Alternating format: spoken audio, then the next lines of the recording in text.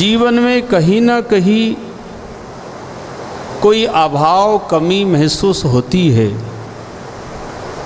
हर एक इंसान के जीवन में कुछ अधूरापन सा, कुछ कमी, कुछ अभाव ऐसा बना रहता है।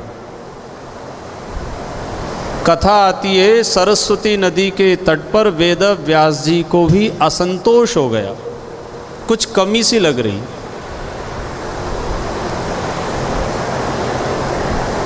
व्यास गुफा में वेद व्यास जी उदास बैठे, उनका मन खिन्न है, असंतोष।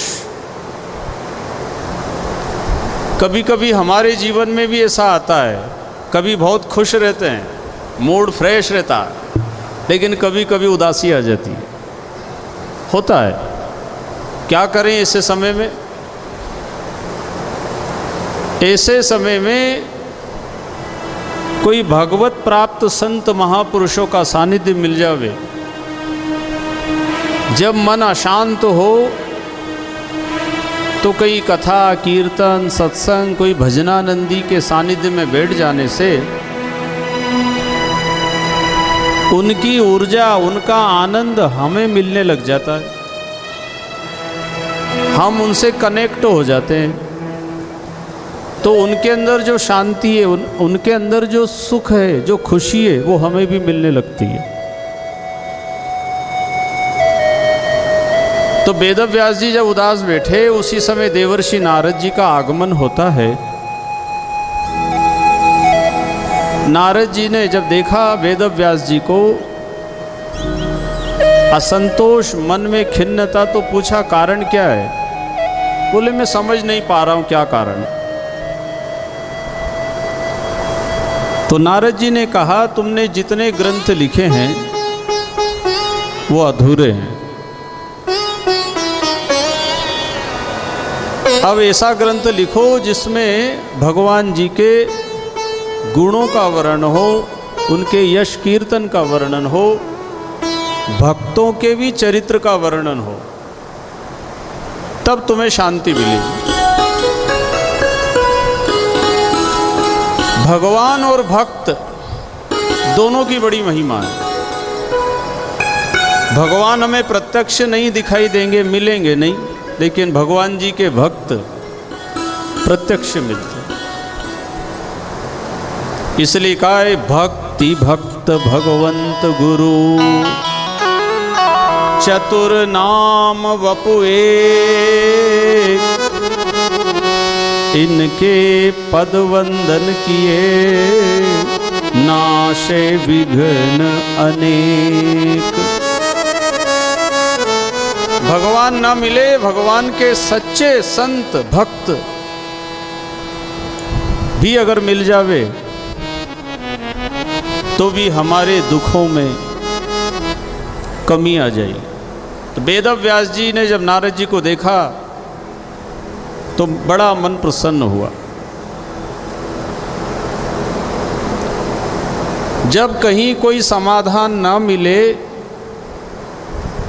कोई ऐसी समस्या आ जावे, तो कहीं सत्संग में जाकर बैठे, कहीं कीर्तन में जाकर बैठ जावे।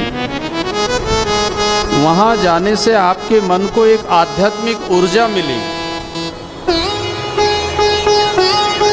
आप अपने दुखों से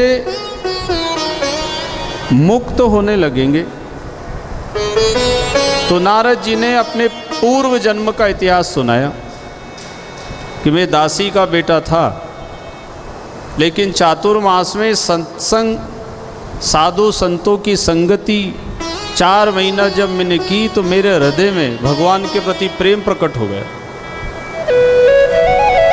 जब मैं उन संतों के साथ जाने लगा तो मेरी माँ ने रोका। संतों ने कहा, बेटा अभी माँ की सेवा करना, तुम ये माला और ये मंत्र लो, इसका जाप करना। नारद जी कह रहे हैं, उस वक्त मेरा मन भगवान में ऐसा लग गया कि दूसरी कोई बातें मुझे अच्छी लगने नहीं लगी। लेकिन संतों ने जो मंत्र दिया, माला दी, मैं बड़े भाव विभोर होकर रोज माला जपता था। मेरे मन को अद्भुत शांति मिलने लगी। जब भी मन अशांत हो, भगवान जी के नाम का सहारा जरूर लेना। कौन सा नाम ले? जिस नाम में आपकी निष्ठा हो, श्रद्धा हो, क्योंकि भगवान तो एक ही है, नाम अनेक हैं। अनेक नाम क्यों हो गए? उनके काम भी अनेक हैं। जितने काम उतने नाम। अनेक रूप रूपाय विष्णवे प्रभु विष्णवे। अनेक रूपों में भगवान काम कर रहे हैं। जैसे बिजली, पंखा के द्वारा बिजली हवा दे रही है, कूलर के द्वारा ठंडी हवा दे रही है, फ्रीज में बिजली सामान सुरक्षित ठंडा रखती है, बिजली पानी की मोटर चलाकर पानी देती है। एक ही बिजली पावर करंट अनेक रूप में काम करता दिखाई देता है। ऐसा इस संसार में भगवान जी अनेक रूप धारण करके काम कर रहे। इसलिए कहा है सिया राम मैं सब जग जानी। इसलिए नाम जो आपको प्रिय लगे, कोई गुरु ने दिया है तो अच्छा है, और कोई गुरु न मिले तो जिसमें मन लगता है जपना शुरू करो। जो नाम जपेगा उसके मन और बुद्धि में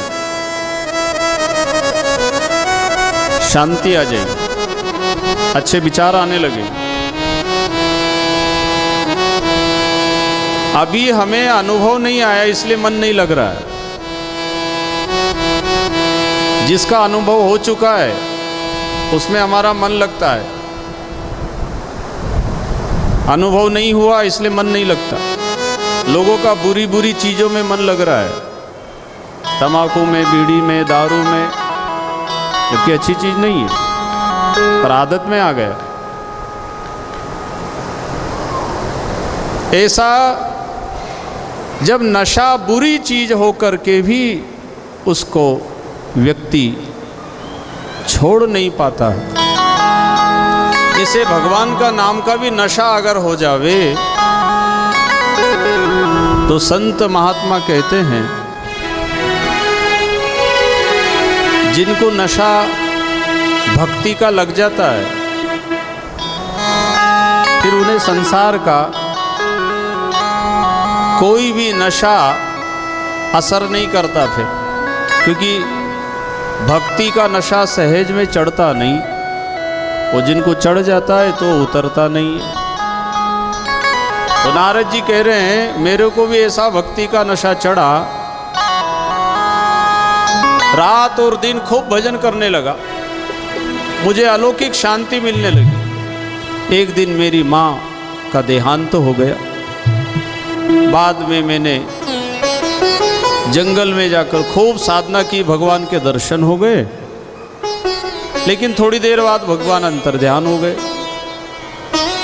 मैं बड़ा दुखी हुआ, रोने लगा, चिल्लाने लगा। आकाशवाणी हुई, बेटा अभी तुझे मैंने थोड़े से दर्शन की एक झलक दिखाई है, दूसरे जन्म में तू निरंतर मेरा दर्शन करेगा, ब्रह्मा की गोद से जन्म लेकर नारद बन के रहेगा, निरंतर मेरे गुणानुवाद गाएगा। तो नारद जी ने वेद व्यास जी को ये बात सुनाई कि अब आप ऐसा ग्रंथ लिखो जिसमें भगवान जी के भक्तों का भी चरित्र। नारद जी के चरित्र सुन करके वेद व्यास जी के उदासी दूर हो गई। महापुरुषों के चरित्र, भगवान जी के चरित्र, उनके गुणानुवाद सुनने से हम गुणवान बन जाते हैं।